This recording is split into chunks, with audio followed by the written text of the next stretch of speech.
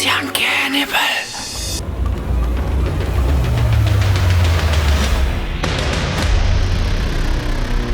to YCLIVE. What up? Sanibona emakhaya.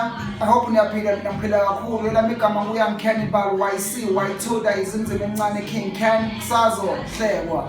On YCLIVE, you wanna know YCLIVE namhlanje niwasifuna ukukhuluma ngayo nanoma ingane sifuna ukukhuluma ngayo. Namhlanje sinetopic yethu emnandi kakhulu emayelana nale ngoma edlala kwi-background. Igama la ithi THIXO WAMI by ZAKWE. It's now representer featuring Big ZULU, RIOT and ZOLA 7. Ingoma producer XY. So bafethu mina nginembona ngale ngoma le because ngiyithandile and iphume ngiyilindele kakhulu yabo because ifeature ama heavyweights yabo. Ukhona boZola la abantu engikhule ngibalalela yabo. Even though ingoma ngiyithanda as a package yonke kodwa ke angikho happy ngeverse le legend lami uZola 7. Ngincane kakhulu uZola 7. He's one of the best storytellers in South Africa. We quite rap. Yeah. Ngikhulele ngimlalela omunye wabantu abangi-influencile ukuthi ngibhale from ingoma we gonna shine at the dark like stars ebusuku, seeing all days njengenyoni zezulu ngoba thanda na yabo ziningi don't cry zonke lezo ngoma i-conscious zingenze ngawo umuntu odlinzayo afisa ukuthi kube khona into engayixoxela abanye abantu ukuze ba-relate yabo. So uZola bengilindele kakhulu uzothini into engoma yabo and akasho okuningi mina ngale ndlela engifisa ngayo yabo. Izwa nje yabo ama-question agrand abuzayo kodwa I don't think une-story like unento abefisa ukuthi ayisho abe ne-conversation noGod njengoba beplanile yabo because ivesi lakhe ngiyalizi ukuthi distraction kalendlela ukuthi like uyakhuluma noGod back to back but ngawuse akanayo into afuna ukuyisho ebambekayo ukuthi kusuka la kuza la ngicela ungiphendule God or ngicela uwenze umehluko empilweni yami.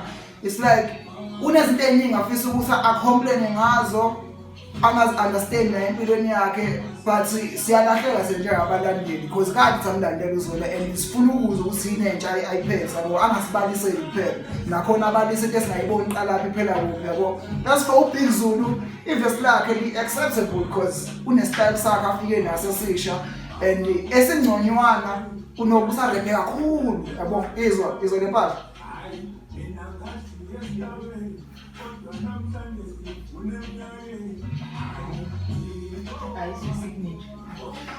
kodwa kumethiwa urephe kakhulu bese ngiqhathanisa noZakwe because uZakwe unakathelile lakhe ivesi yabo. And enye into engithanda ukuthi ngiyincome kakhulu uZakwe ayenze ngasekugcineni sekuphela ivesi ukuthi athi ukucula kancane yabo afake leyo flavor le etshengisayo ukuthi uyayi-compliment i-beat yabo nokuthi usecremile ukuthi ufuna ngingqile nje mangizwe i-beat yabo.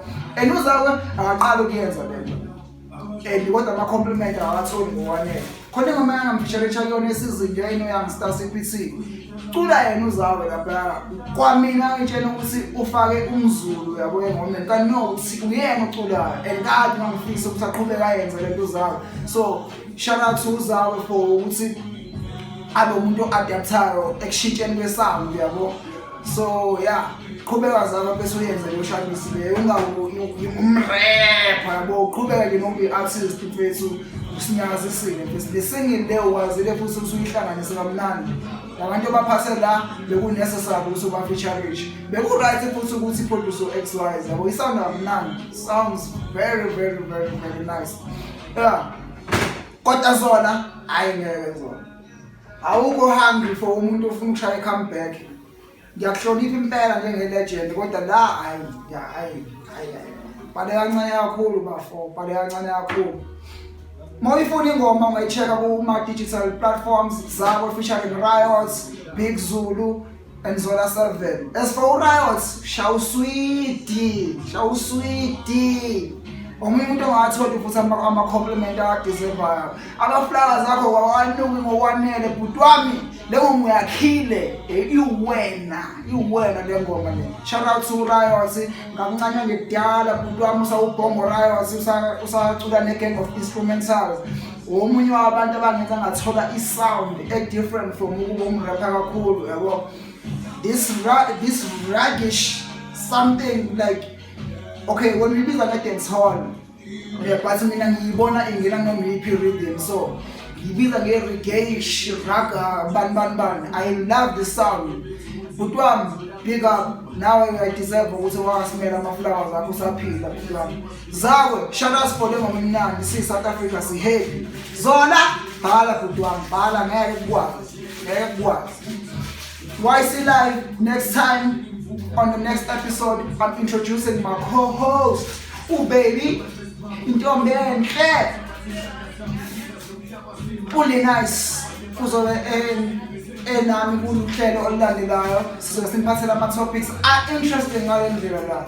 Yeah, because we know ukuthi we are ama-role models kwamanye ama-couples, so I'm sure ukuthi abanye abantu abaningi they wish to ask ama-questions or they wish to ukusibona sikhuluma, so bazoba inspired ukuthi kahle sabantu abaphilisana kanjani or siphila kanjani yabo. Besides ukuthi sabantu abathandanayo yabo, ziningi ezinye izinto engingayifunda from ukuthi impilo lesibuka kanjani. So on the next YCLIVE, it's gonna be YCLIVE with Lee Nice.